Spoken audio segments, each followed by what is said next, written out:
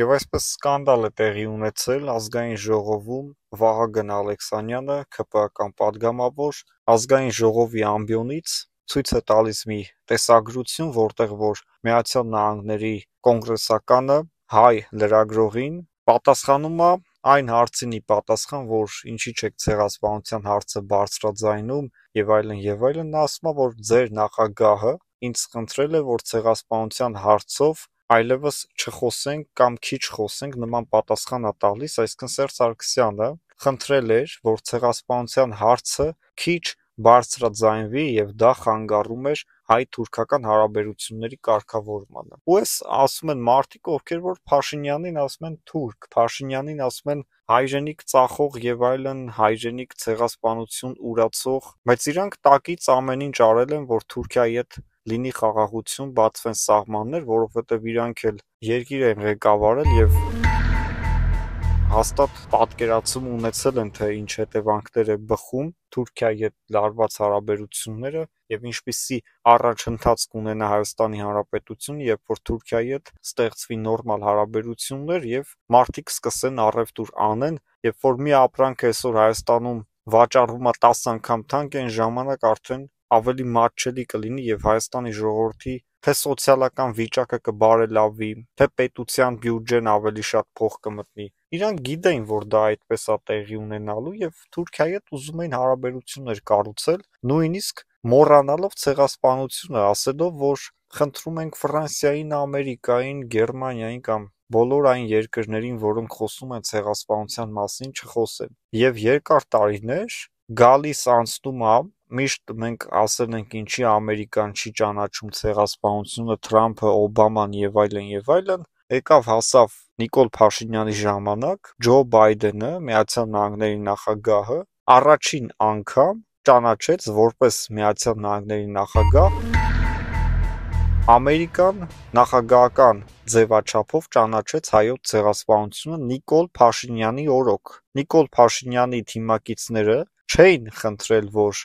Ջո Բայդենը ճանաչի ցեղասպանությունը, բայց ճանաչեց եւ բնականաբար ոչ էլ արգելել էին։ Մենք ով ենք կամ առհասարակ աշխարհի երեսին ոնց կարա մեկը հայ կոչվի, ով որ ցեղասպանությունը այսպես կարող է սարքել ոտնահարման թեմա եւ ասի խնդրում ենք մի խոսեք դրա մասին։ Ոնց կարա հայը խնդրի, որ ցեղասպանության մասին աշխարհի ուժեղ երկրների ուժեղ պաշտոնյաները չխոսեն։ Ես զարմանում եմ ուղղակի, ինչքանով էլ դա լինի Թուրքիայի եւ Հայաստանի միջև հարաբերությունների որոշակի բարելավման ճանապարհային քարտեզի ինչ որ մի մաս, որ մենք սկսենք ցեղասպանության մասին քիչ խոսել, մեկը դա անբարոյականություն է, երբ որ դու օտար երկրի բարձրաստիճան պաշտոնյային խնդրում ես, որ քո ցավը,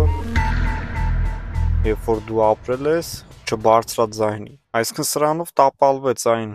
վանկարկումները, որ Փաշինյանին թուրք են ասում, իրանք ավելի թուրք են եղել փաստորեն, իրանք համ թուրք էին, համ ռուս էին, համ ադրբեջանցի, համ պարսիկ, համ վրացի, բացի հայից, իրանք ամեն ինչ եղել են։ Եվ այսօր մենակ Փաշինյանին թուրք են ասում, չեն կարող ասեն ռուս, որովհետև Փաշինյանը ռուսների հետ այդքան էլ լավ հարաբերություններ չունի, ավելի լավ է լինել թուրք, քան թուրք, ռուս, վրացի, ադրբեջանցի, պարսիկ, գերմանացի, չինացի, այսինքն նման խառնածին։ Եվ չենք կարծում, որ հանուն Հայաստանի Հանրապետության ժողովրդի անվտանգության եւ բարեկեցության Թուրքիայի հետ դարերից հետո բացվի սահմանը, դա կլինի թուրքություն։ Դա չի կարող լինել թրքություն, դա կլինի ուղղակի նորմալ պետության վերածվել։ Ոչ մի երկիր իր հարևան պետության հետ դարավոր սահմանները չի փակում։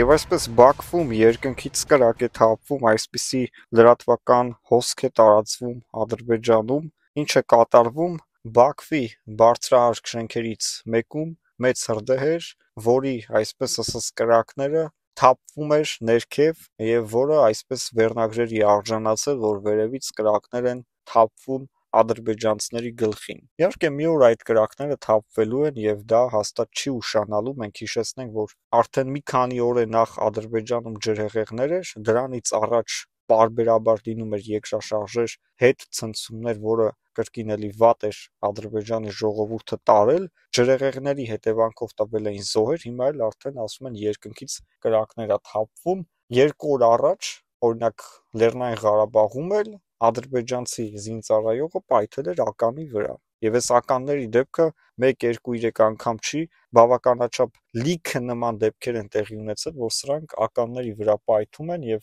այդքան էլ հայկական կողմը իրանց ականների քարտեզները տվեց, որ գնան ականազերծեն, տեղը իմանալով հանդերձ այդ գործողությունները Ալիևը չի անում, որ մեղքը գցի հայկական կողմի վրա, ասի հայերը սխալ են տվել այդ քարտեզները, հայերը կեսը չեն տվել, հայերն են մեղավոր, մինչև հիմա սպանում են մեր ժողովրդին, ինադու են դրել այդ ականները եւ հետո հանձնել տարածքները մեզ։ Նման ստորություններ Ադրբեջանի ղեկավարությունից իհարկե սպասելի է։ Ադրբեջանական իշխանությունները իրենք աչքի են ընկնում նման ստորություններով եւ իհարկե ամբողջ աշխարհին չի կարող Ալիևը խաբել։ 5 տարի ինքը ժամանակ ուներ այդ ականները ականազերծելու, նույնիսկ միջազգային տարբեր երկրներից եկան Բաքու, որպիսի ադրբեջանցիներին օգնեն Լեռնային Ղարաբաղը շուտապույտ ականազերծվի եւ մարդկանց համար լինի ապահով տարածք, բայց օրը մեկը պայթում է ականի վրա։ Սա հայ ժողովրդի ցասումն է, որը Աստված իրականություն է դարձնում, այդքան մարդու հանեցիր իրենց սեփական տներից, այդքան մարդ դարձավ անօթևան, հայկական եկեղեցիները սարքեցիր, մզկիթներ, ռեստորաններ, հյուրանոցներ, կեսը քանդեցիր, հայերի պապական տները սարքեցիր քեզ համար, չգիտես ինչ էր, այսինքն քո այն անապահով բոմժ ժողովրդին, որոնք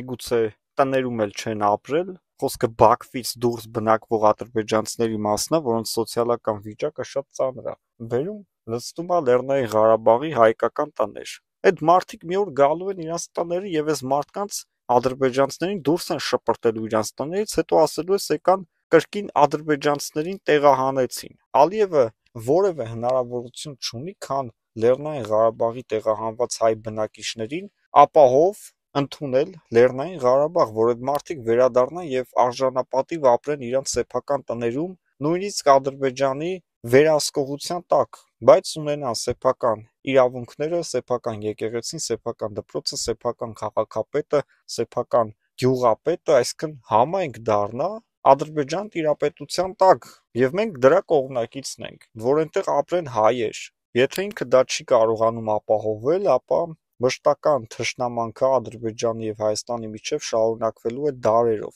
Այդ ոնց է, որ Վրաստանում Ջավախքում ապրում են հայեր։ Մենք կարող ենք ասել, որ միլիոնավոր հայեր ապրում են Թուրքիայի տարածքում, միլիոնավոր հայեր։ Այդ որ ցեղասպանություն տեղի է ունեցել, բոլորը չեն հասցրել փախնել։ Շատ շատերը մնացել են, շատ շատերը համակերպվել են այդ իրավիճակին, շատ շատերը կրոնափոխ ու ազգափոխ են եղել, որ չսպանվեն, բայց այսօր